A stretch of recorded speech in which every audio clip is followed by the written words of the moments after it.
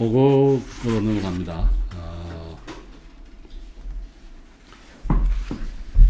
베아트리체는 서원의 본질과 가치에 대하여 설명하고 그리스도인들에게 충고한다. 그런 다음 단테와 베아트리체는 둘째 하늘인 수성의 하늘로 들어간다. 그곳에서 많은 영혼을 만나는데 이 세상에서 큰 뜻을 품고 일했던 영혼들이다. 그 중에서 단테는 유스티니아누스 황제가 이야기한다.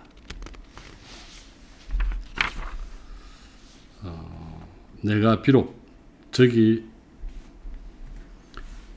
저 세상에서 볼 수 없을 만큼 사랑의 열기 속에 그대를 붙들어 불붙여 그대의 눈에서 시력을 앗아간다 하여도 이는 곧 그것이 터득한 만큼 터득된 선내로 발을 옮겨 놓은 안전한 시력, 단테의 시력입니다. 시력으로부터가 아니고 시력으로 쫓아오는 것이니 뭐 놀라워하지 마세요. 이렇게 하는 게 나을 것 같아요.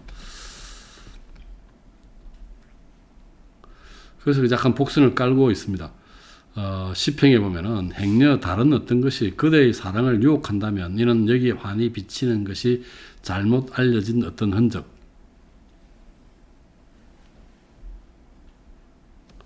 이게 이제 이게 아닐 수 없다고 되어 있는데요. 선을 추구하는데 악을 범하게 되는 것은 악을 선으로 착각하기 때문이라는 얘기죠. 그 다음에 질문입니다. 단테.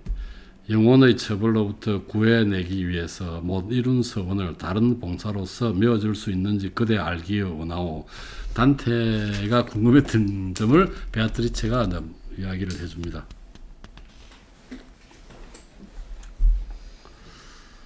자, 이제 자유의지 이야기가 나옵니다. 28행에를 보면은 자유의지는 순수하게 하나님이 인간에게 준 것이죠. 28행에 보면은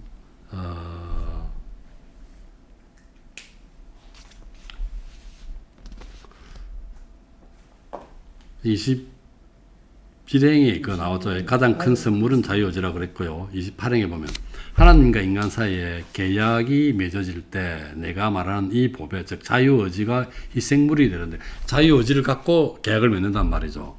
그것도 제 스스로에 의해서 그리 된다고. 그러기에 그 보상으로 뭘 드릴 수 있겠소? 자유의지를 가지고 자기가 했는데 그때 이미 바친 것을 다시 쓰리라 믿는다면 이는 나쁘게 얻은 것으로 좋은 일을 하고자 하면, 표현이 재밌습니다. 자유의지로 해놓고 다시 그걸 번복하겠단 말이죠. 그럼 바친 것을 다시 또 바친 자유의지를 다시 또 쓰겠다는 거죠. 바쳤는데 자유의지를 하나님께 바쳤는데 다시 또 그걸 얻어서 쓰겠다는 얘기죠.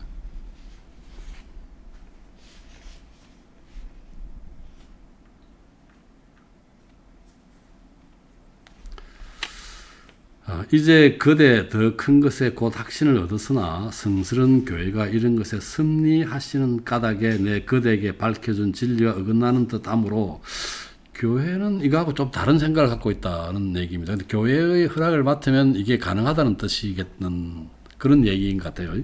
뒤에 보면은 그 다음에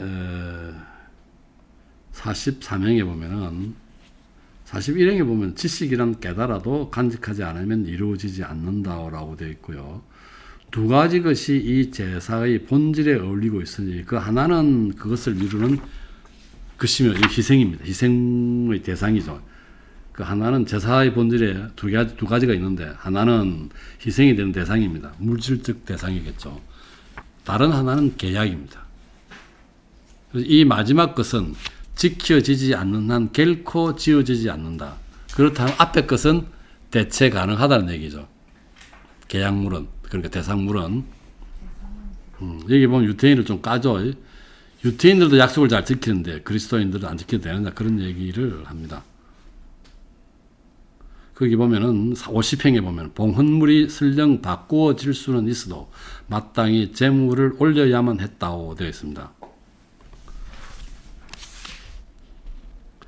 55행에 보면은 그러나 하얗고 노란 열쇠, 주에 보면은 베드로가 갖고 있는 열쇠다. 하얀 열쇠는 사람의 마음을 여닫는 지력을 상징하고 노란 열쇠는 교회의 근위를 상징합니다.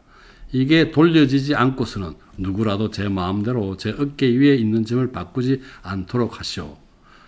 59행에 물건 아래 6안에 내처럼 이렇게 6안에 내면은 1.5배가 됩니다.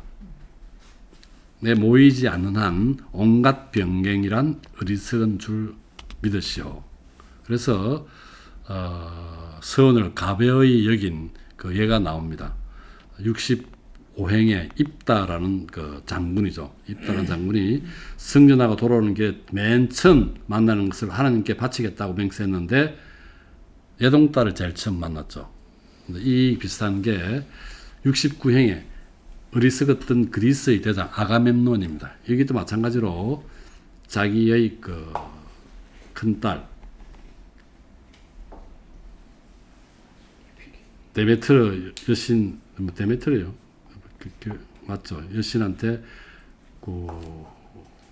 자기의 제일 그해 제일 중요한 수학을 바치기로 했는데 그 이피게네이아가 태어났단 말이죠. 이피게네이아를 딸을 바치게 하겠습니다. 그래서 73행에 보면 그리스도 교인들이여 더욱 무겁게 행동하시라. 어떤 바람 앞에서도 새털처럼 되지 마시라. 우리는 이미 구원으로 가는 걸 갖고 있습니다. 76행에 보면 그대들은 신약과 구약 성서를 지니고 있으며 그대들을 이끄시는 교회의 목자가 있단 말입니다. 근데 쉽게 함부로 갱거망동하지 말라는 그런 얘기입니다. 81행에 보면은 그대들 중에 유대인이 비웃지 못하게 하시라 이렇게 되어 있습니다. 중세에서는 가장 업신여김을 당했던 민족이라고 그러죠. 유대인이. 그런 민족도 율법을 잘 지키는데 그리스도인들이 율법을 안 지켜서 되겠냐는 얘기죠. 그래서 마지막 줄에 그 84행에 철없고도 방장한 새끼 양처럼 행실하지 마시라고 되어 있습니다.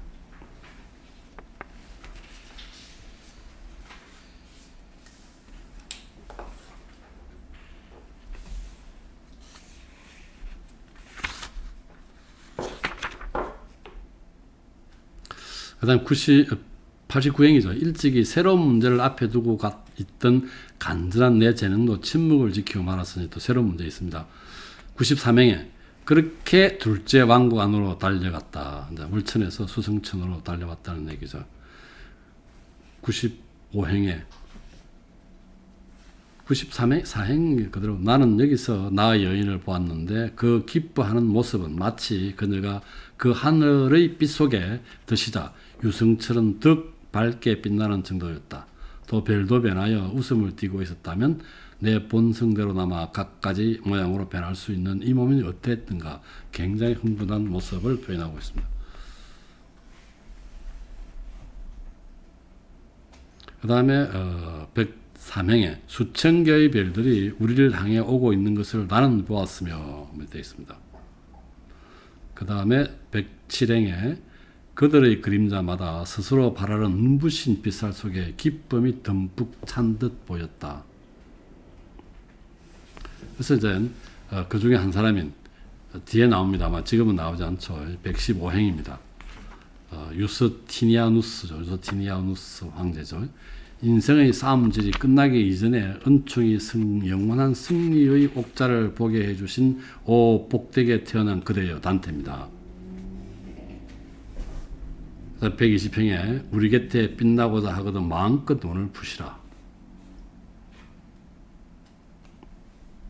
그리고 베아트리체도 그들을 신들처럼 믿으라고 얘기를 합니다. 그래놓고 125행에 보면 그런 표현이 있습니다. 그대들이 어떻게 자신의 빛 속에 있다고 그랬죠. 빛 속에 자리 잡고 있는지 눈을 통해서 잘 보고 있다고. 고귀한 영혼이여 그대 누구시며 또 어인일로 다른 혹성의 빛살에 의해 사람에게 보이지 않는 증구의 경계를 오르고 있는지 모르겠습니다. 다른 혹성의 빛살에 의해 사람이 잘 보이지 않는다는 것은 태양 가까이 돌고 있기 때문이죠. 다른 혹성의 빛살 23.8번에 보면은 그게 주에 다른 혹성의 빛살에 의해 사람에게 보이지 않는 청구의 계층을 오르고 있는지 모르겠습니다. 이것은 그대 누구시며 또 어인일로 이렇게 질문을 하는 겁니다. 오곡에 이에 대한 답을 합니다. 그러면서 131행에 이에 그것은 먼저보다 훨씬 더 휘황찬란하게 반짝였다 됐습니다. 그 다음에 137행에 6행에 거룩한 영혼도 한없는 기쁨에 젖어 제 빛 속에 스스로 내게서 숨기고 빛 속에 스스로를 내게서 숨기고 이렇게 숨고 또 숨으면서 다음에 이어지는 곡이 노래하여 나에게 화답했다. 빛 속에 있다는 얘기고요. 여기는 그 서원에 대한 얘기죠. 서원에 대한 얘기를 자유의지를 이용해서 설명하고 있고 쉽게 서원을 바꿀 수 없다라고 되어 있습니다. 서원 자체는 자유의지를 전제로 한 자유의지를 희생으로 해서 만들어진 건데 다만 우리가 서원을 할 경우에 제사의 본질상 대상이 있고 그 다음에 계약이 있는데 계약은 바꿀 수 없지만 대상의 본질은 바꾸려면 1.5배 그것도 하얗고 노란 열쇠가 돌려지지 않고서는 마음대로 할 수 없다는 얘기를 하고 있는 것 같습니다. 그래서 우리는 신약과 구약 선서를 갖고 있고 교회의 목자가 있기 때문에 구원을 받을 수 있는데 함부로 쉽게 경거망동하지 말라는 얘기인 것 같아요. 그 서원하는 데 있어서. 그 다음에 유스티니아누스 황제가 여기에 있다는 거예요. 수승천에 있습니다. 여기까지가 오곡의 이야기입니까? 오곡의 이야기네요.